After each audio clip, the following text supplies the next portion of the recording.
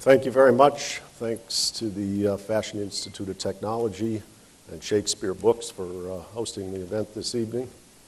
And I also am very excited, and I think we're all very excited, to see probably two people who are, I would say, unquestionably the most cited economists in the world today. And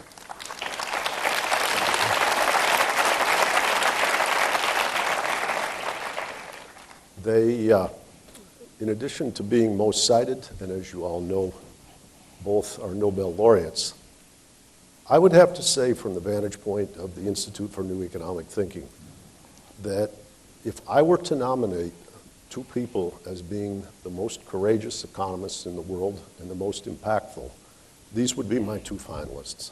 So I'm very excited to be part of this conversation with both of you. As you know, each of them has written a book that pertains to our current challenges and circumstance. Joe Stiglitz's book, The Price of Inequality, and Paul Krugman's book, End This Depression Now, are part of your goodie bag tonight. And we, therefore, on behalf of them, I'll thank you for your patronage. And but I think we should move right to the discussion. Let's start with Paul. Paul, you talked about the title of your book, End This Depression Now. There are a lot of people who don't believe we could end this depression now. What agency do human beings have to take on this challenge? Yeah. So I spend a fair bit of time looking back at the Great Depression, because I think what we're seeing is something that is recognizably the same kind of animal as the Great Depression. Obviously not as bad as the Great Depression. That's our optimistic slogan. Not as bad as the Great Depression, but really pretty bad, and recognizably the same kind of thing. The technology is still there, the human skills are still there, the resources are there, but we're not actually making use of them. And so we're in that same kind of slump. And if you go back to the 1930s, you find a lot of people making the argument that there were no easy answers, no quick fix, and that it was absurd to think that you could quickly get out of this. Absurd to think that, particularly that these Keynesian types who said that all we need is an increase in government spending to boot us out, it's crazy. And there are wonderful, there are articles in 1939 published in the American Economic Review explaining that it's really, these are fundamental problems, and what we really need to do if we want to make progress is structural reform and cut unemployment benefits and things like that. And then along came not actually the war, but just the war came in Europe, and the United States began preparing. We began our military buildup really in 1939, and within 2 years, total employment had increased by 20%, the equivalent of adding 27 million jobs right now, just like that. And it turned out that the only problem was there was not enough spending in the economy, and there was one player in the economy who could and should have been spending more, which was the government. And thanks to Adolf Hitler, all of a sudden, that player finally did what it should have been doing all along and began increasing spending. It's the same thing right now. There's overwhelming confirmation now that this is a time when having the government spend more would be really free. It would be putting people to work who would otherwise be unemployed. It would be putting capital to work that would be basically doing nothing. And it's actually very easy technically. It's very hard politically because it's very hard to persuade people of the need to do that, which is why some of us write books. Now, some of those who would argue with you would say, you do the spending, it's Right. like a sugar pill. It gives you a boost for a transient period of time, and then you fall back. But we didn't fall back into the Depression after World War II. What happened? I think it's a very interesting story, right? If you want to ask the question, why did World War II, why wasn't it a temporary, but why didn't we slide back into the Depression, which lots of people thought we would. Mm-hmm. In fact, there were this famous story, Montgomery Ward was a major store chain, but the president of Montgomery Ward believed that the Great Depression was going to come back, and so he hoarded cash instead of building stores and kept on waiting for the Depression to come back, and by the time it became clear it wasn't going to, they had basically lost their position in the marketplace. So it was not a question that's been studied as much as it should have been. But the best going story right now about what is really going on which is also the best-going story about what was really going on in the 1930s, was it was about excessive private sector debt. That you'd had a debt bubble that, when it burst, left people stranded with too much debt.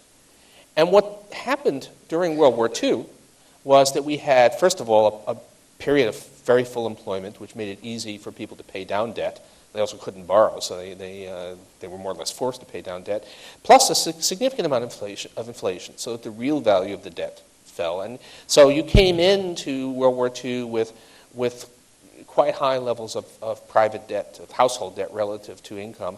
And by the time the war was over, those levels were well under half what they had been before the war. And so you'd solve the problem. And so the best thing you can do, if your problem is excessive indebtedness, what you want is a strong economy, and maybe a little bit of inflation, but certainly a strong economy, so that people have a chance to pay that debt down. And then it does not come back. It's not a sugar high. It actually is, it's more like a diet of essential nutrients that enables you to actually recover from your ailment. There are a couple of other factors that I'd add. There was some sense for savings during the war. Yeah. And that meant when we got, after the war, people just had very strong balance sheets, which they could spend. At the same time, part of the problem at the time of the Great Depression was that we had to move people from agriculture into industry. The problem is, we had been a success because we had increased agricultural productivity enormously in the 19th century. In the 19th century, we still had 60-70% of the people working in farming. By 1930, it was down to about 25-30%. Today, we have 2%. But we had to move them into manufacturing from rural to urban. They didn't have the resources to do it. But in the war, they had to move because that's where the plants were. So we began to equip people for this new middle-of-the-century industrial economy. And then we did something important. We had the GI Bill. So we gave them the education that made them suited for this new economy. So we were actually, it was not just the government was spending. Government, unintentionally in a sense, was restructuring the economy, making it prepared for the post-war period.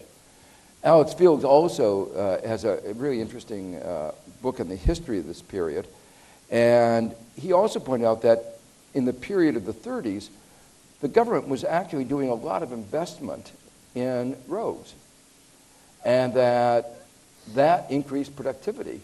And that after the war, that productivity actually increased the returns to investment in the private sector. Mm-hmm. And so it created the context, plus a lot of R&D that was done during the war. So we had a backlog. Public spending had provided a context in which private investment had a higher return. Yeah, this is actually an important point. In general, we've got this notion that the public sector and the private sector are always in competition.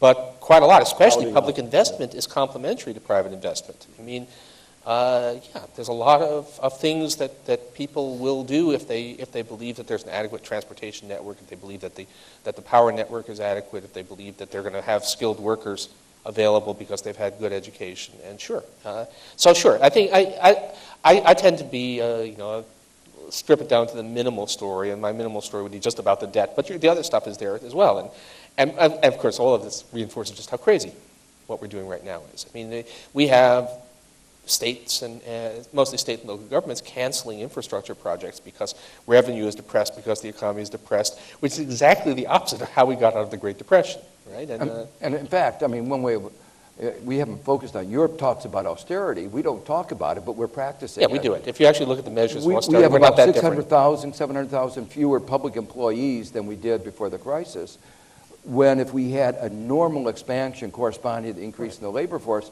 we would have gained about 1.2 million employees. So there's a big gap there caused by this kind of austerity that we already have. To me, the